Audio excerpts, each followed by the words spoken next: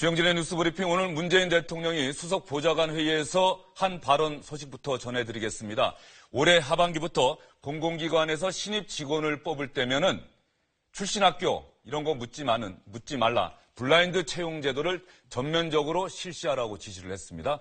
먼저 문재인 대통령의 발언 내용 직접 들어보시죠. 그래서 앞으로 당장 이번 하반기부터 공무원이나 공공부문 채용을 할 때 블라인드 채용제를 좀 실시했으면 합니다. 차별적인 요인들은 일체 기재하지 않도록 해서 그냥 똑같은 조건에서 똑같은 출발선 위에서 오로지 실력으로 공정하게 경쟁할 수 있도록 그렇게 당장 이번 하반기부터 좀 시행을 했으면 합니다. 공무원하고 공공부문은 우리 정부의 결정만으로 가능하지 않겠습니까? 예, 그렇게 조금 추진을 해 주시고요. 민간 쪽은 법제화되기 전까지는 우리가 강제할 수는 없는 것인데, 그래서 민간 대기업들에게도 권유를 하고 싶습니다. 또 한 가지는 이 혁신도시 사업으로 지역 인재를 적어도 한 30% 이상은 조금 채용하도록 지역 인재 채용 할당제 분명히 했으면 합니다. 그래야 그 혁신 도시 사업이 지역의 인재까지도 이렇게 발전시키고 발탁하는, 그렇게 해서 지역의 새로운 성장 동력을 만들어내는 그 진정한 혁신 도시 사업이 되지 않을까. 네, 오늘 문재인 대통령의 이 발언이 아마 가장 중요한 뉴스로 취급되지 않을까 싶습니다. 이수기 시사인 기자, 정치평론가 박상원 박사, SBS의 윤춘호 선임 기자, 이렇게 세 분 나오셨습니다. 어서 오십시오. 네, 안녕하십니까. 먼저 윤춘호 기자, 블라인드 채용 제도, 제가 간단하게 설명을 드렸습니다만 어떤 채용 제도입니까? 일단 입사 지원서를 낼 때 학력, 자기가 나온 학교랄지 아니면 어디 출신 지역이랄지 아니면 신체 조건, 뭐 키가 얼마고 체중이 얼마고 하는 이런 것들. 그다음에 또 가족관계도 마찬가지겠죠. 가족관계에 대해서도 입사 지원서에 아마 표기하지 않도록 하는 것부터 시작이 될 테고요.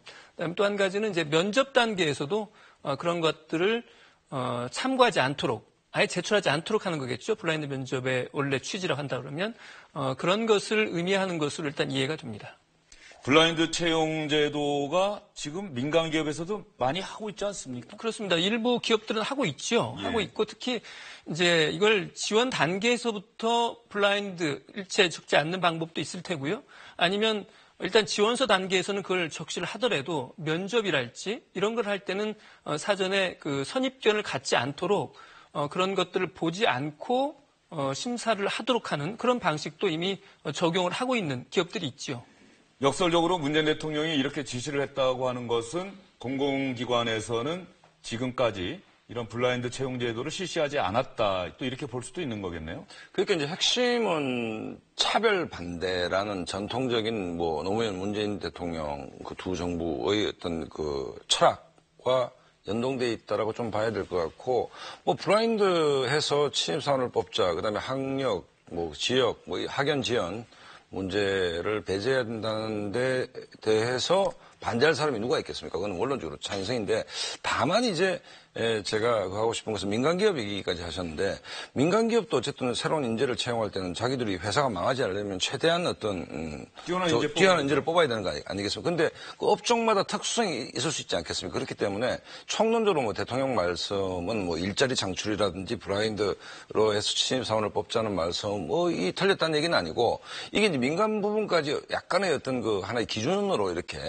그 억압적인 형태로 다가갔을 경우에는 민간기업이라는 게 다종다양한 업종이 있을 수 있는데 그것을 하나의 일관된 어떤 잣대를 제공하느냐 이런 반발이 있을 수도 있지만 총론적으로 대통령 말씀이 틀렸다 할 수 있는 논란은 없다, 저는 이렇게 봅니다.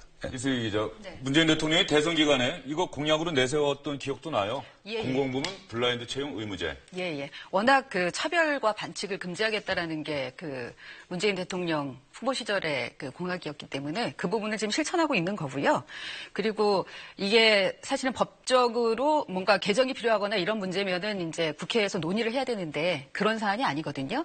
그러니까 처음에 나왔던 것처럼 그러니까 국정 역사 교과서 폐지하는 거나 뭐 세월호 기간제 교사를 순직 인정하는 거나 그다음에 노후의 석탄 화력 발전소를 중단하는 거나 이런 몇 가지 이 대통령의 의지로만 바꿀 수 있는 것들을 지금 순차적으로 해오면서 이제 빠른 개혁의 모습들을 보였었는데 이것도 그 안에 사실 들어가 있었습니다. 그러니까 들어가기 전에 참모진한테 이 대통령의 의지만으로 바꿀 수 있는 것들에 대한 것을 좀 제안하라고 수집을 많이 했었거든요. 이제 그런 것들 중에서 할 수 있는 것들의 순위가 있었는데 그 안에 이것도 들어가 있었어요. 근데 원래대로 하면은 공무원의 인사기록 카드 안에서 이 학력과 관련된 부분을 없애자라는 제안이 올라갔던 걸로 저는 알고 있는데 그게 지금 이번에는 이제 아예 공무원 채용에서부터 바꾸자 이런 쪽으로 확대가 돼서 지금 내려온 걸로 보입니다. 이렇게 된다고 한다면은 뭐 초, 중, 고, 대학원 다 기재하지 않도록 그렇게 되는 건가요? 그렇습니다. 그러면은 그 지원서에다가 쓸 수 있는 거는 간단한 인적사항이 전부가 될까요? 그러면 이름하고 사실은 성명. 인적사항도 어느 수준에서 쓸 것인지는 좀 생각을 해봐야 되겠죠. 출신 지역도 또 빼야 되고 말이죠. 또 조금 문제가 될 수 있습니다. 이를테면 주민등록번호만 봐도 사실은 예. 요즘에는 어디 지역인지 다 알 수 있거든요. 그렇기 때문에 그런 부분까지는 또 어떻게 할지 이런 것들을 포함해서 오늘 이 지시가 나온 그 수석 보좌관 회의가 오전 10시에 있었습니다. 그리고 그 내용을 이제 브리핑한 것은 방금 전에 한 1시쯤에 박수현 대변인이 브리핑을 했고요. 그 브리핑을 하면서 정부가 행자부나 그다음에 기재부 이런 관련 부서들이 대통령의 지시를 어떻게 구체화할지 그 방안을 마련하겠다고 하는 이야기를 했으니까요. 그 구체적인 내용은 좀 곧 나올 것 같습니다. 예, 그리고 오늘 문재인 대통령이 얘기한 내용 중에 또 하나의 핵심 부분, 현재 혁신도시 사업으로 공공기관들이 이렇게 나눠서 각 혁신도시로 가지 않았습니까? 그런데 그 혁신도시에 있는 공공기관이 새로운 직원들을 채용할 때 30%는 반드시 그 지역 출신 인재를 뽑아달라 이 얘기도 했단 말이죠.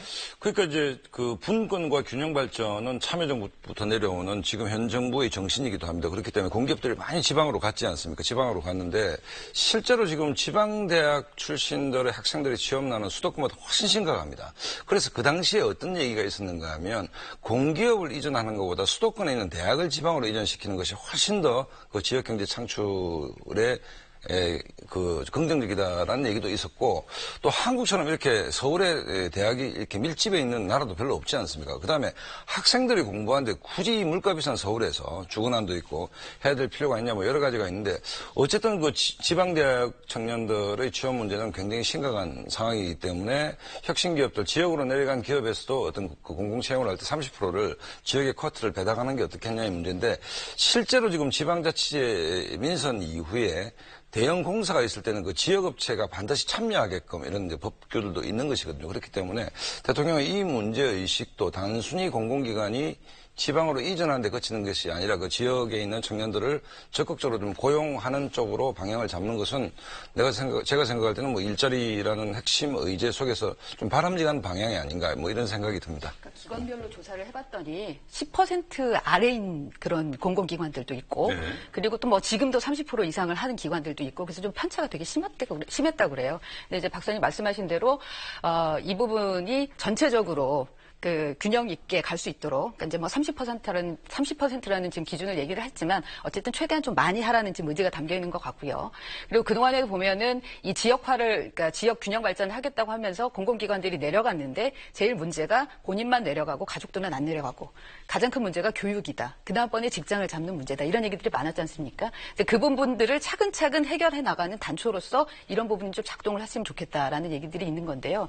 그러면 이제 또 일각에선 특히 이제 야권에서는 이게 그 내년에 지방선거를 앞두고 지역에 있어서 민심을 좀 그 지지율을 높이기 위한 거 아닌가라는 또 그렇게 그런 시선으로 보기도 합니다. 예, 방금 그 질문을 좀 드리려고 했는데 어쨌든 간에 취지 자체는 뭐 누구도 다 공감할 수 있는 거죠. 이른바 스펙에 따른 채용, 그런 분리 이런 것들 없이 오로지 실력으로 한번 승부해서 인재를 뽑아보자라고 하는 취지는 누구나 다 공감을 할 텐데 조금 전에 야권의 반응도 이수기 기자가 잠깐 전해주셨는데 혹시 뭐 우려되는 부작용이라고나 할까요? 이런 게 있을 수 있을까요? 그러니까 우리가 이제 악마는 흔히 디테일 속에 있다라고 하는데 대통령의 총론적 지시가 뭐 이렇게 박성원 박사가 정말 좋아하는 표현 같습니다. 별로 안 악마는 좋아하는 디테일에 편인데 있다. 예. 우리가 이제 총론에서는 다 찬성하더라도 강론에 들어갔을 때 이게 예를 들어서 이게 정책이라는 게 100% 옳은 정책도 없고 100% 엉터리 정책도 없는 것이고 그리고 운영의 묘도 있는 것이고 또 실제로 구체적인 그 대통령의 아이디어가 현장에 갔을 때 맞지 않는 부분도 있을 것이고 여러 가지 있는 것이기 때문에 총론적으로 대통령이 오늘 대수보에서 하신 말씀이 뭐 논란의 소지는 없다고 생각하지만 이후에 장차관들 부처국장들이 이걸 얼마나 운영의 묘를 살리면서 이제 구체화 시켜가느냐. 그러니까 핵심은 뭐냐면 그 정신이 중요한 겁니다. 차별 없이 인재를 뽑자. 그다음에 혁신도시에 공기업이 이전했는데 정작 그 지역 학생들이 취업이 안 되는 이 문제를 해소하자. 이게 여기는 이제 반대할 사람이 없겠죠. 그것이 실제로 이제 운용되고 실질적으로 그 인재들이 채용되고 지역의 인재들이 취업에 활성화되는 어떤 계기로 삼자는 게 대통령 말씀인데 우리가 그 나이를 먹어가면서 느끼는 것이 총론이 옳다 해서 강론이 반드시 옳은 것은 아니듯이 구체적으로 이제 이 대통령의 총론적 지침이 구체화되도록 노력하시는 훌륭하신 장관님들, 국장님들이 중요하겠죠, 사실은. 그러니까 사실 보면 저희도 이제 회사에서 입사 채용할 때 블라인드 테스트를 하거든요. 그래서 일단 처음에는 그러니까 서류는 받지만 시험 봤을 때 그 위에를 다 받고 하고 나중에 이제 그 확인을 합니다. 확인을 하고 이제 그러다 보면은 어떤 때는 전혀 자격이 안 되는 자격이라면 여기서는 저희 같은 경우 고등학교 재학생이 한번 봐보는 경우들도 있어요. 고등학교 재학생이요? 그 외모로도 탁 티가 나지 않습니까? 아니 근데 저희가 사진도 요즘은 안 붙이게도 돼 있습니다. 사진도 안 어떤 붙이고요? 때는 예. 근데 저희는 이제 사진을 내라고 하지만 안 내놓는다고 해서 그거 불이익을 주거나 그러진 않거든요. 근데 이제 그런 경우에 보면은 사실은 뭐 저희가 채용할 수는 없으니까 그런데 그런 거야 이제 그런 것 때문에라도 나중에 아마 공공기관이나 공기업에서 그 공무원들 같은 경우에 뽑으려고 하면 맞는 사람과 맞지 않는 사람이 분명히 있을 거거든요. 예. 이제 그런 부분들을 세세하게 어떻게 만들어가느냐 그런 게 중요한 것 같고요. 또 하다 보면은 이 부분이 분명히 이 교육 제도하고도 연동이 돼야 된다고 보는 게 지금처럼 그는 이렇게 그러니까 시험 봐보면 단순히 시험만 봐가지고 한다 그러면 확실하게 교육의 기회가 많이 노출된 사람이 유리할 수밖에 없지 않겠습니까? 근데 나중에 오히려 블라인드를 하고 봤는데 특정 학교 출신들이 대거 올라온다. 그렇게 되면은 오히려 그게 불균형이 심해질 수도 있는 거거든요. 그런 면에서는 오히려 구체적으로 말씀하신 대로 구체적으로 이거를 현장에서 어떻게 구현할 것인가 그 정신을 그게 남은 과제인 것 같아요. 최근에 인재 채용에서 굉장히 놀라운 뉴스를 본 게 구글 같은 경우에는 그 알파고가 가운데 인공지능이 뽑는 경우가 훨씬 이후에 우리가 조사를 해봤더니만 인공지능이 인사의 정권을 맡겼더니만 거기서 채용된 인재가 훨씬 뛰어났다라는 제가 보도를 본 적이 있습니다. 예. 그렇기 때문에 블라인드 할 건가 안 할 건가 굳이 알려면 최고 결정권자는 알 수도 있지 않겠습니까? A라는 친구가 고향이 어디고 학교를 있는지 차제에 인공지능이 뭐 전부 다 뽑는 건 어떨는지 또 한번 4차 산업혁명 시대에 박성원 박사님 지금 말씀은 잠깐 건너뛰도록 하겠습니다. 반대입니다. 임철웅 기자가 기자들이 이 얘기 듣고 기사 쓰면서 혹시 그런 부분 어떤 저는 두 가지 부분이 일단 마음에 좀 걸려요. 하나는 대통령의 뜻은 알겠는데 민간 기업도 했으면 좋겠다라고 하는 이 권유라고 표현이 돼 있는데요. 대통령의 권유가 과연 민간 기업의 순수하게 권유로만 들리겠느냐. 아까 박성원 박사께서 말씀하신 것처럼 기업의 사정에 따라서 인재 선발 방법이라는 것은 다양할 수 있는 것인데 블라인드 테스트라고 하는 어떻게 보면 이건 하나의 구체적인 방법이거든요. 인재 채용의 구체적인 방법을 국가 최고 통치권자가 더군다나 정권 초기에 언급했다고 하는 부분이 어쨌든 민간 기업에게는 상당히 일종의 가이드라인으로 작용할 가능성이 있지 않겠느냐 하는 그런 우려가 하나 있고요. 예, 또 한 가지는요? 또 한 가지는 그 지역 인재 할당 문제인데요. 이게 각 지역별로 사실은 내려간 기업에 따라서 규모가 상당히 차이가 나거든요. 그렇게 하면 이건 30%라는 것을 일률적으로 적용을 하면 어느 지역은 더 소외되는 지역이 있습니다. 이런 부분들도 이제 구체적인 안을 만들 때 참고해야 되지 않을까 싶습니다. 네, 청와대가 그래서 조금 전에 발표한 내용이 있습니다. 이달 중에 공공부문 블라인드 채용 방안을 발표하겠다고 합니다. 오늘 문재인 대통령이 총론을 밝혔고 청와대가 이달 중에 이제 며칠 안 남았죠? 이달 중에 구체적인 방안을 발표하겠다 이렇게 밝혔습니다. 다음 소식으로 넘어가 보도록 할까요? 추가 경정 예산안 사실 국회에서는 지금 심사를 위한 이 예결위 상정조차 이루어지지 않고 있습니다. 이 추경 예산안 문재인 대통령이 직접 국회에 가서 시정연설까지 하지 않았습니까? 일자리 창출을 위해서 정말로 필요한 예산안이다. 꼭 국회에서 협조해줬으면 좋겠다. 문재인 대통령이 간곡하게 당부하기도 했었는데요. 문재인 대통령의 시정 발언 한번 들어보시죠. 단 1원의 예산도 일자리와 연결되게 만들겠다는 각오입니다. 정부의 모든 정책 역량을 일자리에 집중할 것입니다. 이번 추경이 빠른 시일 내에 통과되어 기대한 효과를 낼 수 있도록 적극적인 협력을 요청합니다. 정부는 국회가 추경을 확정하는 대로 바로 집행이 이루어질 수 있도록 사전 준비에 만전을 다하겠습니다. 지난 12일에 있었던 문재인 대통령의 시정연설 그 내용 여러분 들어보셨습니다. 그래서 국회에 제출한 추경 예산안의 규모가 11조 2천억 원 정도 되는 거죠? 그렇습니다. 11조 2천억 원이죠. 구체적인 항목은 어떻게 해야 됩니까? 지금 일자리 창출에 4조 2천억 원이고요. 그다음에 일자리 여건 개선에 1조 2천억 원. 그다음에 일자리 기반 서민생활 안정에 2조 3천억 원. 그다음에 이제 지방재정 보강에 3조 5천억 원. 그래서 총 11조 2천억 원이죠. 예. 이렇게 지금 보면은 11조 2천억 원 가운데 지방재정 보강 3조 5천억 원 정도를 빼면은 나머지 부분은 거의 다 일자리와 관련돼 있는 예산이다. 이렇게 국회 예산정책 자료, 기획재정부가 제출한 자료를 보면은 알 수가 있는데 이수희 기자, 네. 국회 예산정책처에서 이번 추경 예산안 구체적으로 검토를 해봤단 말이죠. 그런데 네. 이게 정말로 일자리 창출과 관련이 있는지 꼭 추경 예산안이 아니라 올해 말에 있는 본 예산에 집어넣어도 되는 건 아니냐 이런 예산도 나온 거 아닙니까? 네, 예. 그래서 지금 논란이 좀 되고 있는데요. 여기 보시는 굉장히 두꺼운 자료가. 한번 붙여주시죠. 이수희 기자가 뭘 갖고 오셨나 했더니 그게 지금 추경안입니다. 추경 예산안 그러니까, 분석 자료네요. 예, 금방 말씀하신 이 국회 예산정책처, 예정처라고 하는데요. 예정처에서 지금 분석한 자료에 한 500쪽짜리 자료인데, 그러니까 이 자료가 지난 이제 6월 19일에 나왔거든요. 예. 그러니까 6월 7일에 대통령이 이 예산안을 보냈는데, 이제 이걸 분석한 자료가 나와서 이걸 기준으로 해서 지금 그 보도들이 좀 나오고 있는데요. 예. 그러니까 여기에서 보면은 대표적으로 첫 번째는 지금 논란이 되고 있는 여야 간에 논란이 되고 있는 이게 그러니까 추경 예산으로서의 자격을 갖추고 있느냐라는 그렇죠. 내용이 들어 있고요. 지금 자유한국당이 심사조차 못하겠다는 게 법적 요건을 못 갖췄다는 그렇죠. 거 아닙니까? 예, 국가의 재정법에 따라서 보면은 추경의 요건을 못 갖추고 있다는 거거든요.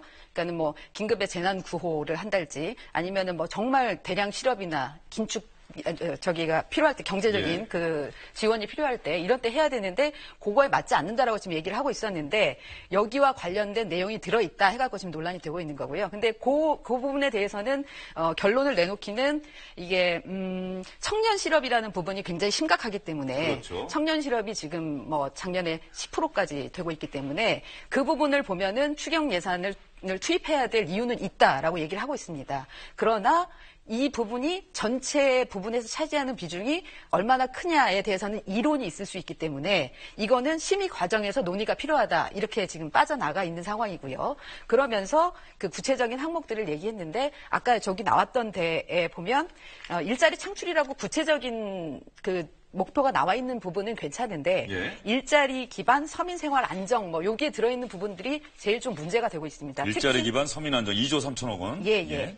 거기에 보면은 특히 논란이 되고 있는 게 지금 LED 예산인데요. 조명 이특 말하는 겁니까? 예. 정부 부처의 조명을 지금 바꾸는데 11조 2천억 가운데 2,027억 원이 들어가게 돼 있습니다. 그러니까 1%가 좀 안 되는 것 같은데요. 특히 이제 교육부나 법무부 같은 두 개 부처는 굉장히 그 예산이 지금 많이 편성돼 있어서 대부분을 차지할 정도로 추경에 이렇게 돼 있는데 이게 정부에서는 에너지 비용을 절감할 수 있고 LED 관련 중소기업이나 자영업체의 소득을 증가시킬 수 있다. 그리고 관련 이 일자리를 창출할 수 있다. LED 조명을 바꾸기 위해서는 뭐 기술자들도 또 고용을 해야 되고 뭐 그런 면에서 일자리 창출 효과가 있다는 건가요? 그렇죠. 그래서 이게 일자리 기반 서민 생활 안정 그 분야에 들어갈 수 있다라고 지금 얘기를 하고 있는데 이제 야권에서는 이게 일자리 창출에 직접적으로 연관이 없는 거고 내년에도 할 수 있는 거 아니냐라는 것 때문에 지금 문제를 제기하고 있는 거고요. 이수기 기자가 설명한 부분은 이수기 기자의 개인 의견이 아니라 국회 예산정책처가 추경 예산안을 분석한 결과를 적시한 거죠. 네네. 예, 국회 예산정책처 자료인데 지금 보면 교육부와 법무부가 원래는 추경 예산안에 네. 슬그머니 아주 조금만 예산을 넣으려고 했는데 갑자기 엄청나게 그 규모를 키웠다는 얘기가 있어요. 그렇습니다. 지금 숫자로 말씀을 드리면요. 교육부는 원래 LED 교체 사업하는데 22억 원 예산 잡아놨었거든요. 그게 1290억 원으로 증액이 됐고요. 법무부는 32억 원이었는데 459억 원으로 추가 증액을 했습니다.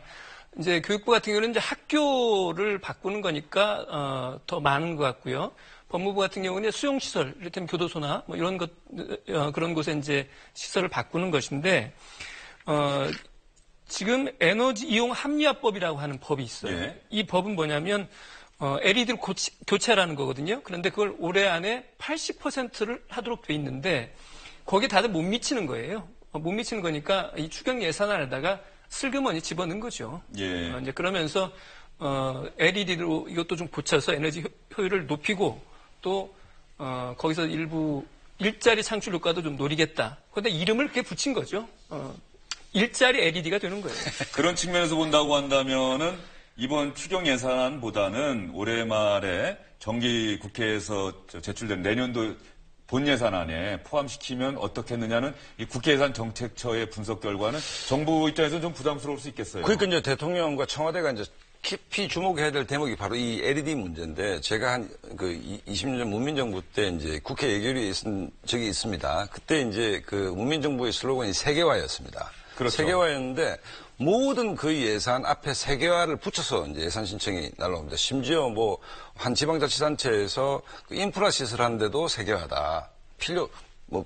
하여튼 모든 세계화부터 오는데 세계화와 전혀 관계가 없는 예산도 세계화를 붙여야지만이 예산을 신청한 쪽에서는 심리적 안정감을 찾습니다. 세계화와 뭔가 연동된 듯한 듯이 해야 이 예산이 좀 매끄럽게 넘어가지 않겠나 이런 생각을 갖게 되는데 아까 그 주행께서 지적하신 문제를 또 얘기할 수밖에 없는데 역시 악마는 디테일 속에 있다는 것이 추경이라는 게 사실은 국가 재난 상태나 비상 상태나 뭐 등등 아주 그 긴급한 불효불급한 어떤 시점에 투여되는 예산인 것이고, 그 청년 그 실업난이 지금 뭐 굉장히 재난 상태로 볼 수도 있습니다. 있는데 이제 이런 형태로 그 예산을 각 부처로부터 이제 그 예산처가 그 모집을 할 때 이런 형태의 예산들이 수도 없이 들어온다는 것이죠. 이걸 잘 필터링하는 게 일단 1차적으로 기획예산처의 업무인 것이고 뭐 일자리 창출에 반대하는 사람이 누가 있겠습니까? 근데 일자리 예산이라고 너무 이렇게 강력하게 또 네이밍을 해놓으니까 이런 부분들이 좀 겸연적인 장면, 혼한 말로 하면 좀 거시기한 장면이 되는 것이죠.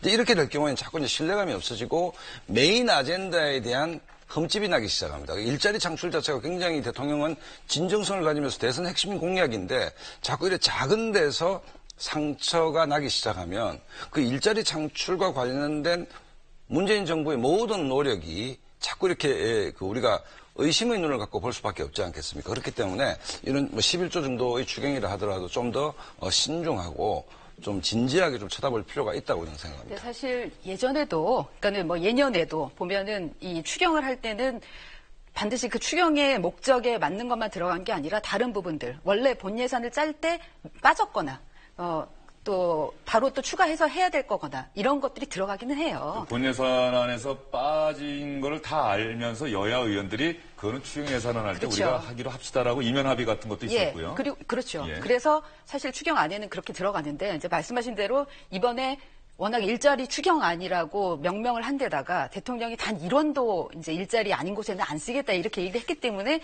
훨씬 더 어려워진 거죠. 그래서 처음에는 사실 야권이 이게 철밥통 예산안 아니냐. 왜냐하면 공무원들 철밥통 공무원들을 많이 그 양산하려고 하는 거 아니냐라는 걸로 공격을 했었는데 거기에 대해서 이제 여당에서 방어 논리를 펴려고 굉장히 고민했어요. 이거 뭐라고 명명을 해야 될까? 그래서 뭐 119 예산안이라고 할까? 뭐 그렇죠. 경찰관, 소방관 인력 대규모 그래서 그런 고민을 했으니까. 되게 하고 있던 와중인데 이제 LED 예산안이 돼버렸어요. 예, 지금 방금 이슬 기자가 중요한 부분 지적했습니다. 문재인 대통령은 단 1원의 예산도 일자리와 연결되게 만들겠다는 각오를 밝혔는데 이 LED 교체 비용만큼은 추경 예산안에서 빼고 올해 말에 정기국회 예산안에 포함시키면 어떻겠느냐라고 국회 예산 정책처 자료가 나오니까 야당에서 약속이 난 듯이 목소리를 높이고 나왔습니다. 정부가 제출한 추경은 일자리 추경이 아니라 LED 추경, 형광등 교체 추경이라고 불러야 할 것 같습니다. 형광등을 LED로 교체하는 것이 추경을 편성해야 할 만큼 그렇게 시급한 사업인지 일자리 창출과 얼마나 직접적인 관련성이 있는지 의문입니다. 이런 사업이 필요하다면 내년 본예산의 편성에도 늦지 않을 것입니다. 이번 추경은 LED 추경입니다. 추경 구성을 보면 14개 부처, 35개 세부 사업에 총 2,027억 원의 LED 교체 사업이 들어가 있습니다.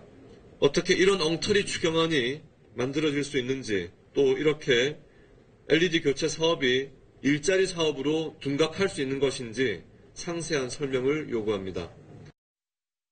소화 정의당 의원은 LED 예산 등 추경에 담아서는 안 될 예산까지 포함되어 있다. 엄격히 심사해야 할 항목이 많다. 이렇게 지적하고 나섰습니다. 정의당까지 비판하고 나섰네요. LED 예산은. 자유한국당 공식 논평 나온 것 같지 않은데 혹시 자유한국당 내부 관계자들이 한 얘기가 있습니까? 예, 공식 논평으로는 안 나왔고요. 고위 관계자들 이름으로만, 그 명명으로만 해서 이 똑같은 내용으로 이 부분에 대해서는 반대한다라는 입장이 나와 있습니다. 예. 문제가 있다는 얘기죠. 그런데 일단 이 추경 예산안에 이런 항목들이 포함되어 있다는 게 어제 예산정책처 자료를 분석한 결과가 공개되면서 알려졌는데 여야 사당 원내대표가 만나서 지금 국회가 꽉 막혀 있는데 숨통을 트자.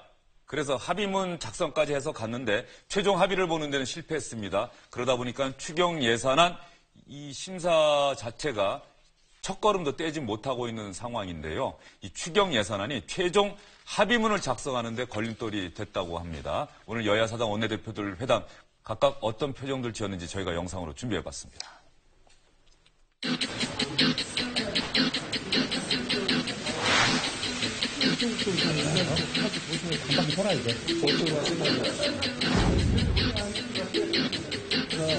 합의를 시정하고 그러고 이제 여러분들한테 브리핑할 테니까 요거 사진만 손도 한번 잡으시고.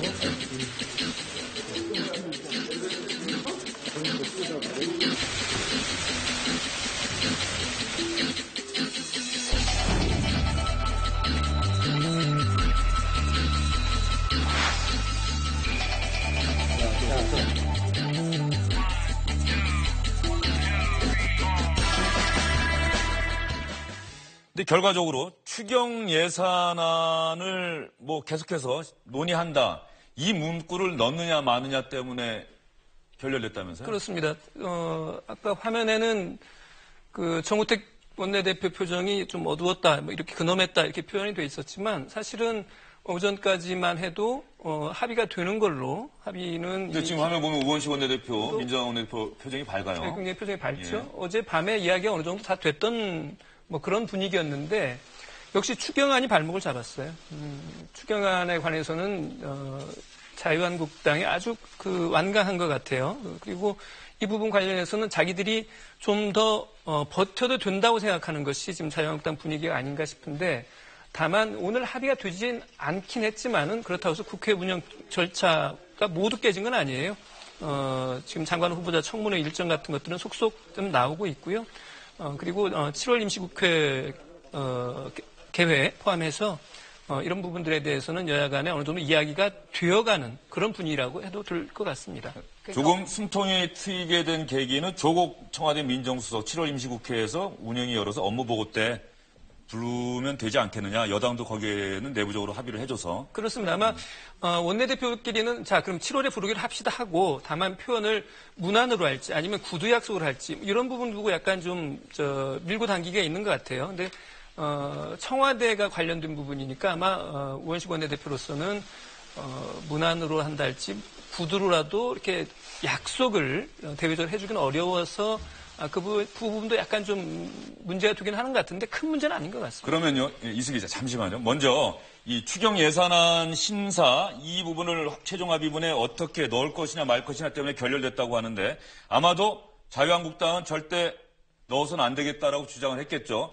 이 민주당 얘기보다 먼저 자유한국당 정우택 원내대표가 이 회동 끝난 다음에 왜 결렬됐는지를 묻는 기자들의 질문에 어떻게 대답했는지 그 부분부터 한번 보시죠. 추경 부분 때문에 합의 안 되신 거예요. 추경은 계속 논의한다. 이것도 우리는 받아들일 수 없다는 입장이신 거죠? 그렇죠. 아니, 그거 아니라 그 조항을 지금 국회에 넣을 필요가 없고, 지금 합의문에.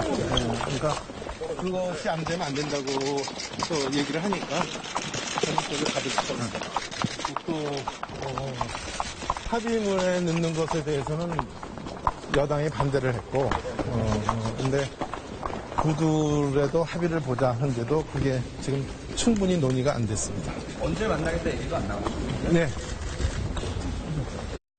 네, 그 조항을 지금 구태여 넣을 필요가 없다. 추경 예산안 심사 관련해서는 넣을 필요가 없다 이렇게 얘기했는데 이수 기자 아까 말씀하시려고 하던 부분 혹시 이 부분입니까? 예, 이제 그 어제 상황을 좀 더 설명을 드리려고 했는데요.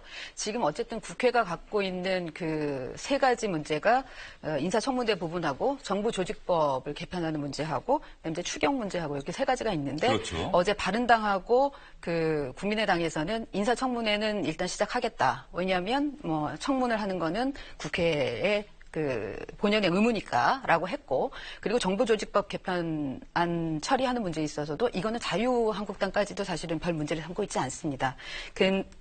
그랬는데 이제 이 추경 부분에 문제가 있어서 자유한국당 그 바른정당하고 국민의당에서는 추경 부분은 일단 심의는 하는데 이게 요건이 되는지 안 되는지에 대해서 논란이 있으니까 이 국가재정법을 완화하는 쪽으로 오히려 문제를 좀 풀어놓고 그러니까는 사전에 전제를 열어놓고 그리고 추경심의에 들어가자 이제 이런 얘기였었거든요.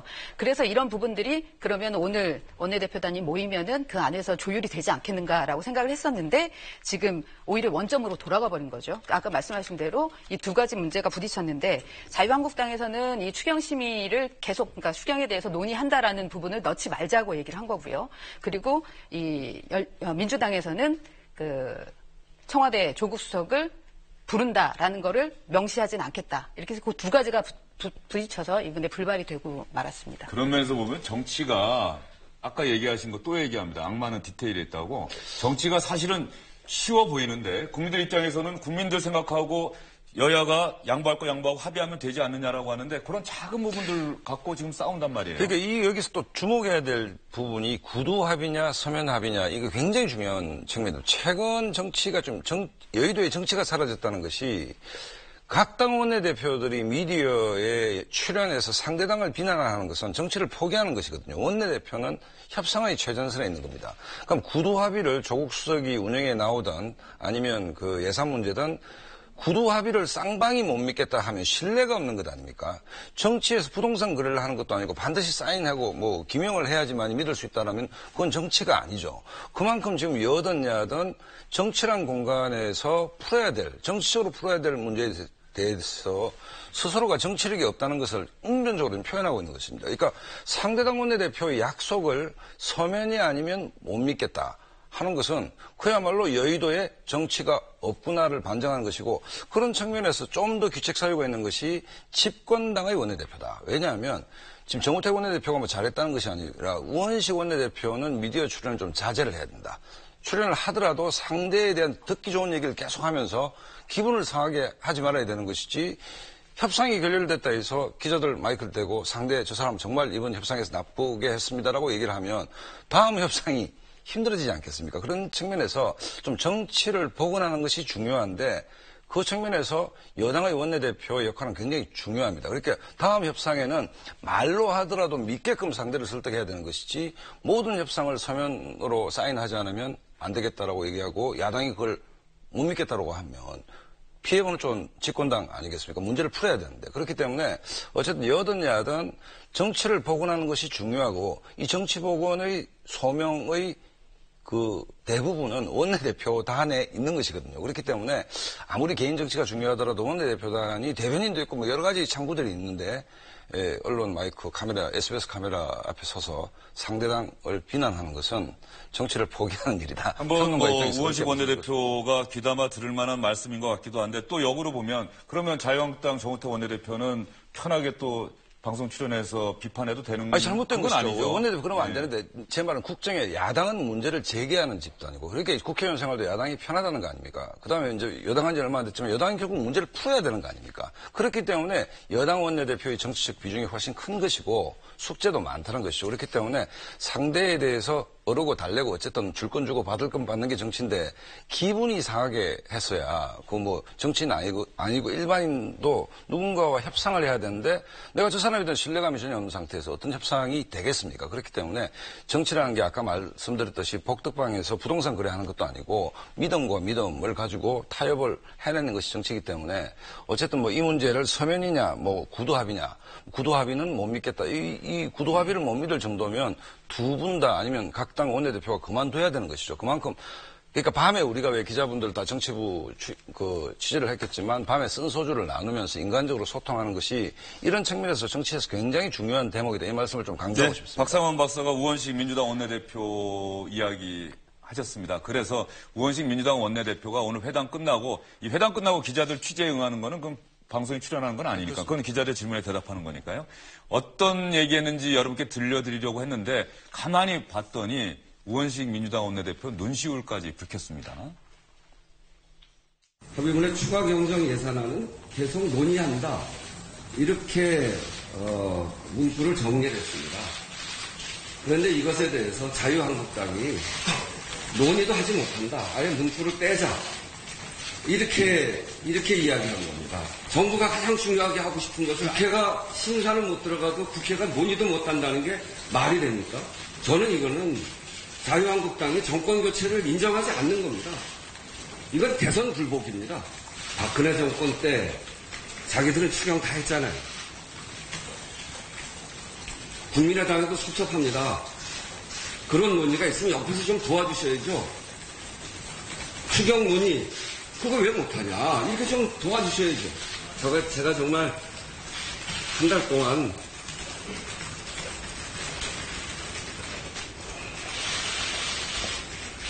달 동안 참고 참으면서 그분들의 이야기를 들었습니다. 그렇게 해왔는데 자유한국당이 너무하지 않습니까?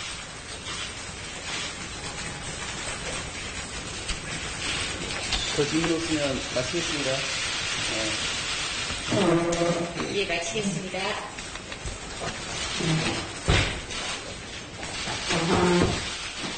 네, 우원식 민주당 원내대표가 지난 한 달 동안 참고 참으면서 얘기하면서 결국 눈시울을 붉혔어요. 가슴에 좀 맺힌 것들이 많이 있는 것 같습니다. 좀 이게 사투리일 것 같은데요. 아마 폭폭한 것 같아요. 아, 그거 이 수도권에 사시는 분들은 이해 못하는 그렇습니까? 겁니다. 아주 정말 너무 답답하다. 예, 너무 야속하다. 예.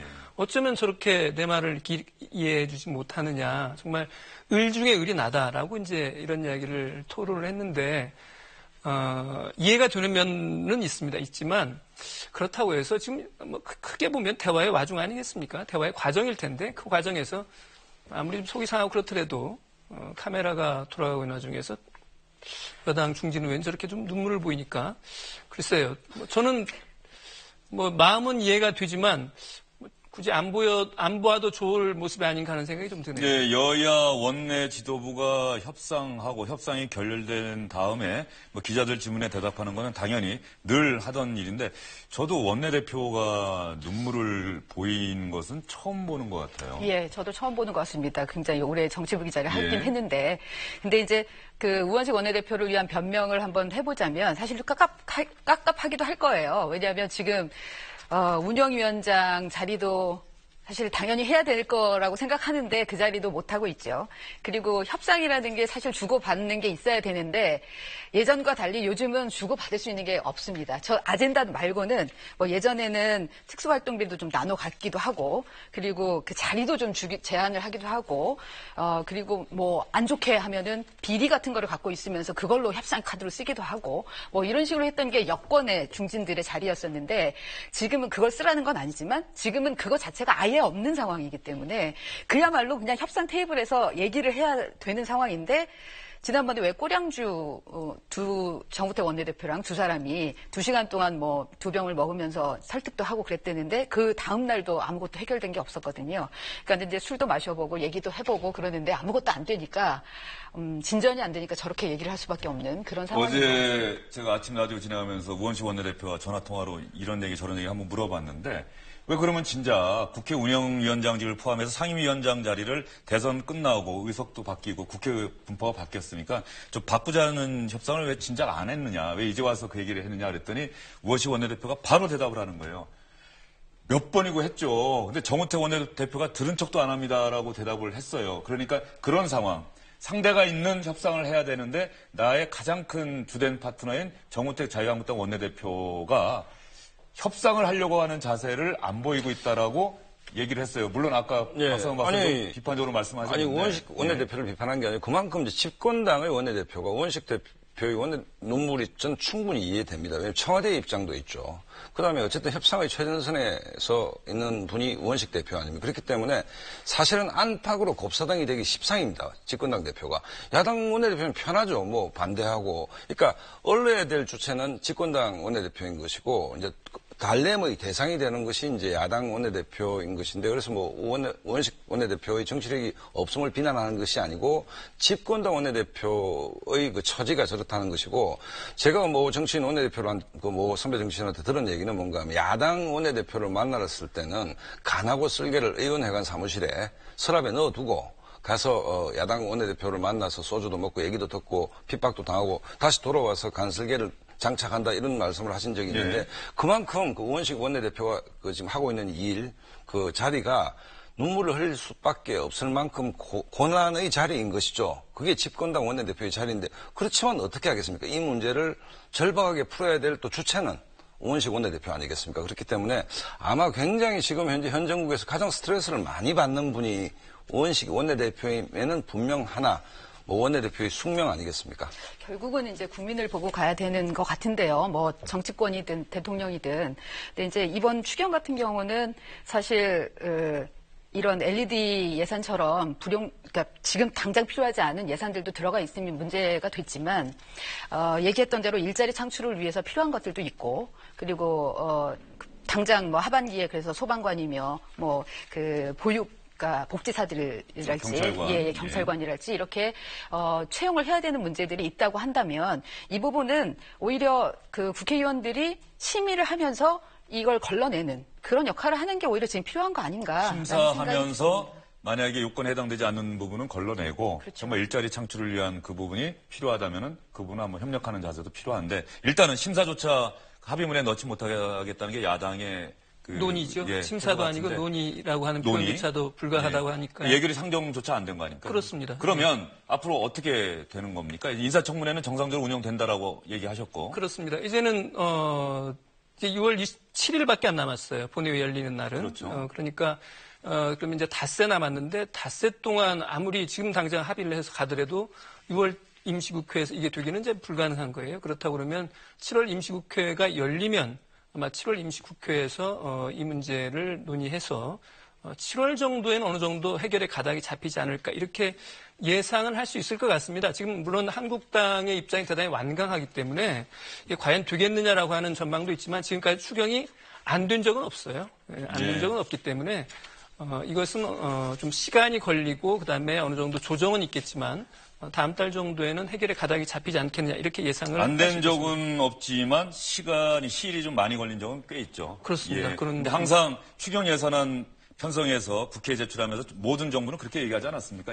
추경 예산안은 정말 타이밍이 핵심입니다라고 다 얘기하는데 맞는 말이에요. 그런데 그 타이밍 못 지키고 늦게 통과되는 경우도 있단 말이죠. 그렇습니다. 이제 그런 피해가 이제 고스란히 국민들에게 이제 가는 건데 이번 건에 대해서는 야당이 꼭 문제가 있다고만 할 수는 없는 부분도 있지 않습니까? 사실 뭐 국가재정법의 요건들이랄지 이런 것들은 분명히 논리적으로 맞는 부분이 있으니까 이 부분에서 어쨌든 여야 정치인들의 어떤 그 지혜와 타협의 기술을 좀 믿어야 될 것 같습니다. 예. 추경 예산안, 정부조직법 개정안도 상당히 시급한 상황인데 정부조직법 개정안도 이 추경 예산안 때문에 묶여서 논의조차 안 되고 있는 상태죠. 논의조차 안 되고 있고요. 그렇습니다. 그럼 중소기업 벤처부 이렇게 신설하는 것도 아직까지 그것도 안 된다고 봐야 장관 되죠. 후보자를 발표할 수 있을까? 그건 못하는 거죠. 그건 못하는 거죠. 정부조직법 예, 개정안이 정부 들어가 안 조직이 됐으니까. 지금 없는 자리니까. 예. 그리고 윤춘호 기자가 나오셨으니까 그제 저하고 약속하신 부분 네. 오늘 얘기를 좀 해주셔야죠. 그러겠습니다. 판결문 안경환 전 법무장관 후보자의 혼인무효 소송 판결문이 네. 왜 주광덕 자유한국당 의원에게 그렇게 빨리 나가는지. 예. 일단 뭐 문제를 좀 간단하게 정리를 하면 두 가지가 있는 거죠. 하나는 자 판결문 사본이 두 개가 있다라고 하는 논란이 있지 않았습니까? 이 부분 관련해서 제가 법원 행정처에 확인을 해보니까 맨 처음에는 이름이 적힌 것을 보내줬어요. 거기 이제 주소도 있고 이름도 있고 그걸 보내주고 나서 이게 이렇게 하면 안 되는 거구나. 자기들 지금까지 못하게 했던 거구나 싶어서 20분 뒤에 그 이름들이 다 빠진 이른바 비실명화 작업이라고 하는 그 문서를 다시 보내준 거예요. 그렇게 해서 이제 두 개가 돌아다녔기 때문에 이것이 뭐 정책 불명의 괴문서가 있는 건 아닙니다. 두 개 다 법원 행정처에서 보내준 거니까 그건 문제가 크게 없는 걸로 확인이 됐고요. 그다음에 주광덕 의원이 뭐 법원이 아니라 뭐 검찰 고위직인이 누구니 이런 데서 받은 거 아니냐, 약간 입수 과정에 문제가 있는 게 아니냐라고 그랬지만 그 부분 역시도 문제가 없는 것으로 국회 이메일로 받은 것으로 확인이 됐어요. 두 개의 판결문 다 법원 행정처로부터 국회 이메일 통해서 받았다. 그렇습니다. 그러니까 문제가 없는 거예요.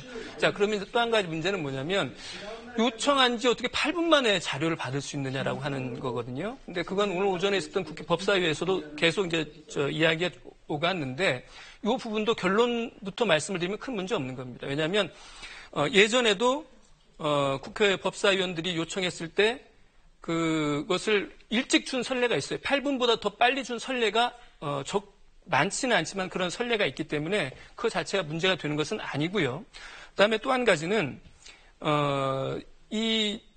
제가 이건 취재 과정에서 알게 된 건데요. 주광덕 의원에게만 우리가 지금 언론이 지금 관심을 보이고 있는데 사실은 주광덕 의원 말고도 다른 법사위원들도 이 자료를 이미 그 전에 요청을 했었다는 거예요. 네, 그 부분 관련해서 주광덕 의원이 그 8분이 있는데 이 8분 만에 받은 의원은 주광덕 의원이 아니고 주광덕 의원은 14분 만인가 받았고 그렇습니다. 8분 만에 받으면 권성동 법사위원장이라고 오늘 주광덕 의원이 법사위 회의에서 얘기를 했어요. 보면. 맞습니다. 예. 그래서 주광덕 의원 전에 권성동 위원장이죠. 법사위원장 방에서 요청을 해서 그걸 준비를 하고 있었기 때문에 그렇게 일찍 보내줄 수 있었다고 하는 것이 주광덕 의원실뿐만 아니고 다른 법사위원들 방에서도 확인해 보니까 그렇게 이야기가 되고요. 그래서 적어도 이 안경환 후보자의 이 판결문 논란 관련해서는 시중에서 일부 제기됐던 검찰 내 저항 세력이 이런 것들은 큰 근거가 없는 것으로 이해해도 될 것 같습니다. 관련해서 노회찬 정의당 의원이 여러 차례 의혹을 제기를 했단 말이죠. 그런데 오늘 법사위에서 그런 얘기 했더라고요.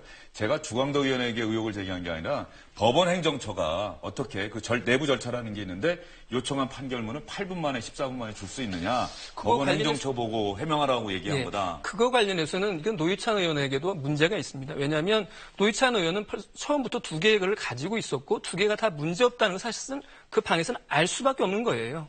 그럼에도 불구하고 마치 전혀 다른 문건이 있는 것처럼 이야기를 해서 이른바 이 논란을 좀 상당히 의도적으로 확대시킨 부분도 저는 있다고 봅니다. 그런 점에서는 좀 더 책임 있는 어떤 그런 모습을 보여줬으면 어떻을까 하는 생각이 드네요. 예.